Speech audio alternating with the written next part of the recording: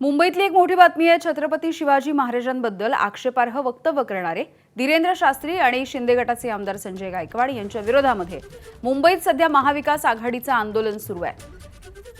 शिवाजी पार्कवरच्या छत्रपती शिवरायांच्या पुतळ्याजवळ महाविकास आघाडीचे नेते एकत्र आलेले आहेत आणि त्यांनी हे आंदोलन पुकारलेलं आहे। सचिन गाड आमचे प्रतिनिधी आपल्याला माहिती देत आहेत। सचिन,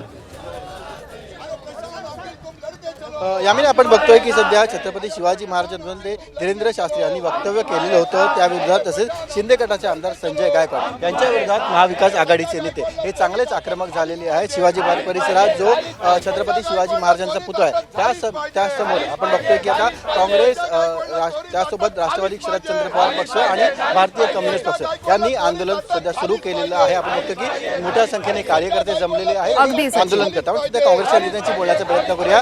मॅडम, आप आंदोलन तुम्ही करताय, काय नेमकं तुमच्या मागण्या? आमचं ज्या पद्धतीनं संजय गायकवाड शिंदेचे गटाचे जे आमदार आहेत, संजय गायकवाडांनी ज्यांना आमच्या त्या छत्रपती शिवाजी महाराज कोण होते याचे जे प्रकाशक आहेत त्यांना जी जीवे मारण्याची धमकी दिली आणि ज्या भोंदू बाबा शास्त्रीने जे शिवाजी महाराजांचा अवमान करण्याची मोठ्या संख्येने काँग्रेस कार्यकर्ते जमले।